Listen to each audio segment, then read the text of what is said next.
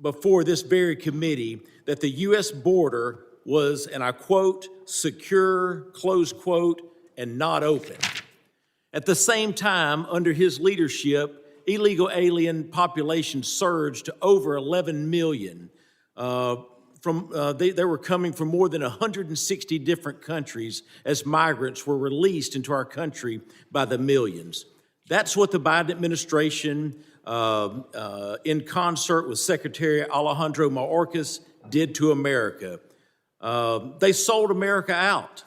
The consequences of their failures were predictable. When the United States failed to enforce its border, the winners are not legal immigrants or American communities. It's the cartels, drug smugglers, human traffickers, and violent criminals. We didn't need new laws to stop this crisis. We needed a president willing to enforce the laws already on the books. President Trump did exactly that. Another promise made, another promise kept. And today, the number of illegal aliens being released into our country is zero. Zero. That's what it took, a president to make the hard decisions. And America is better because of it. So my question is straightforward. Commissioner Scott, was Secretary Mayorkas telling the truth when he testified before this committee that the border was secure? Consistent with my prior testimony, no, he was not. As you stated earlier, the underlying immigration laws haven't fundamentally changed in decades. What has changed is how different administrations choose to enforce these laws, particularly during the previous administration. It was 100% orchestrated to allow illegal aliens to invade our country under the Biden administration. From an operational standpoint, how important is consistency and enforcement for deterrence and border control? It's extremely important, and we keep talking about immigration, but let me remind people, border security really is national security. The cartels use illegal immigration to literally overwhelm law enforcement at the border and bring in all kinds of other threats. It's the second wave that always is the most critical.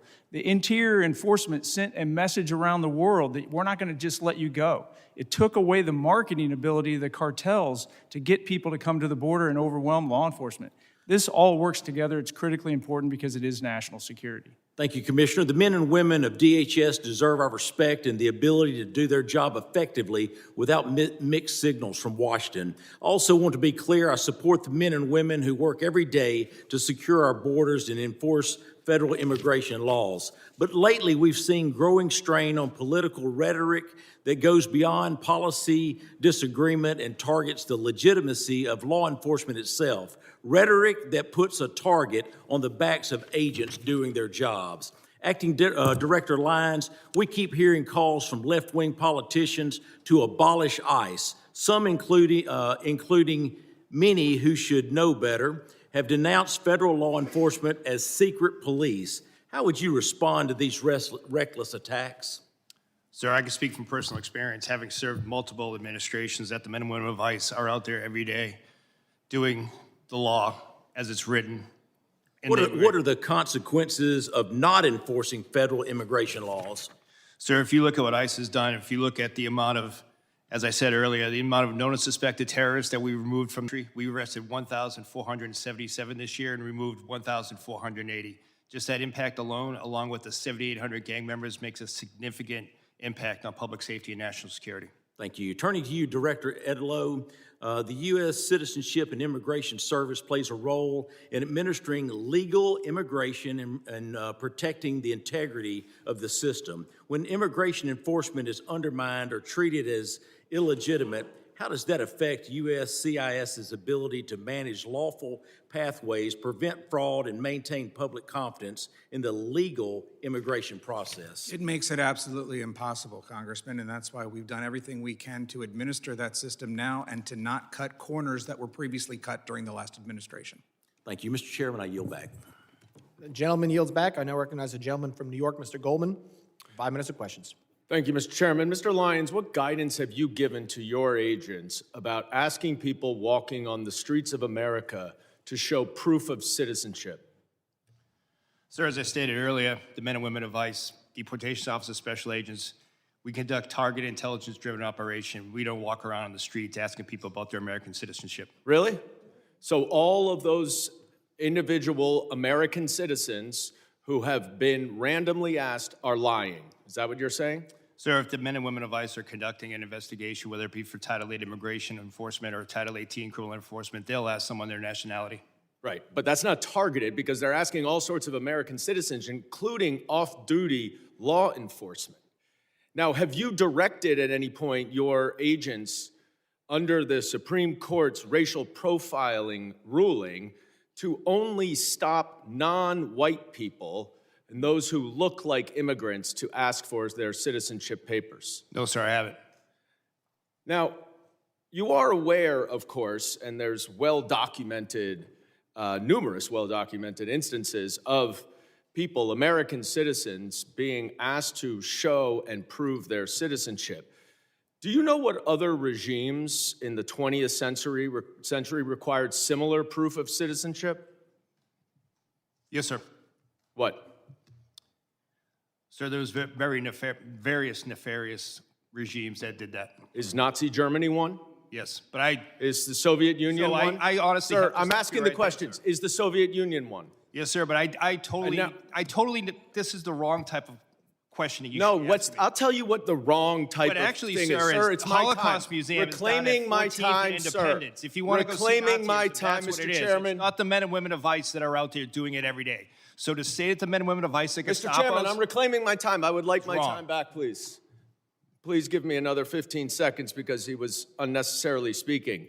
You said in your opening statement that references to ICE as the Gestapo or the secret police encourages threats against ICE agents. 100%. The problem is you have it backwards, sir. People are simply making valid observations about your tactics, which are un-American and outright fascist. So I have a simple suggestion. If you don't want to be called a fascist regime or secret police, then stop acting like one. But people are simply just observing what they are seeing. And that's why people are making those comments. Now, I was a prosecutor for 10 years, prosecuted mob bosses, organized crime, violent criminals, the actual worst of the worst. Not a single criminal law enforcement agent that I worked with wore a mask to conceal their identity. But your department, which is a civil law enforcement agency, is defending the use of masks by your agents because of a so-called rise in threats and assaults against your officer. Now, you said in your opening testimony that assaults against ICE officers are up by more than 1,400%, which is now even more than the 1,300% that your gaslighting spokesperson, Tricia from Ohio, has recently been citing. But here's the problem.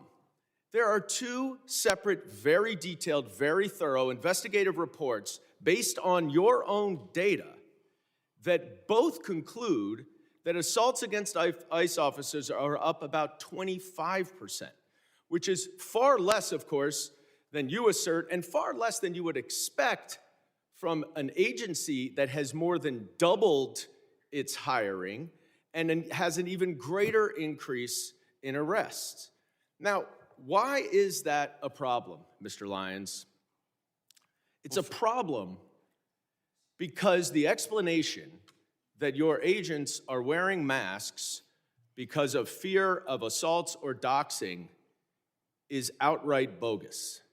You and your untrained, unqualified, unvetted, unidentified agents are intentionally terrorizing our cities and communities all over this country to avoid accountability for their excessive force and their lawless actions. That is why you're wearing masks, so no one can hold you accountable, and you know that the FBI is not going to, because notwithstanding all of the investigations all of you say are going on, the Department of Justice and the FBI has stated they are not investigating those two murders. This is not the America that I know and love. This is not the America my immigrants came to. and it's long past time that you rein in your out-of-control agency and start following the law and the Constitution, and I yield back. Gentleman's time has expired. I now recognize the gentleman from Arizona, Mr. Crane, for 5 minutes of questions. Thank you, Mr. Chairman. It's interesting being in this hearing today, where my Democrat colleagues continue to demonize ICE and Homeland Security.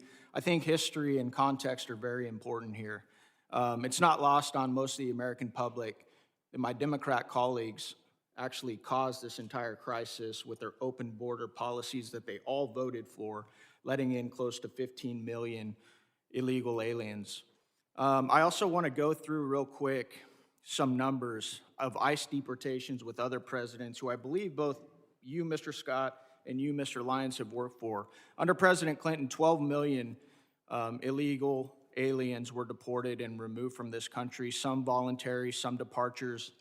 Key, no riots. Under President Bush, 2 million, no riots. Obama, who was often referred to as the deporter-in-chief, 5 million, including returns, no riots. President Trump in his first term, 2 million deported, no riots. President Biden, 4 million, including expulsions, varying by estimates, no riots. President Trump again this year, 625,000 with 2 million voluntary leaving through CBP Home App. Mr. Scott, can you explain why these other presidents that you work for, both Democrat and Republican, have deported far more people than this president and we've seen no riots?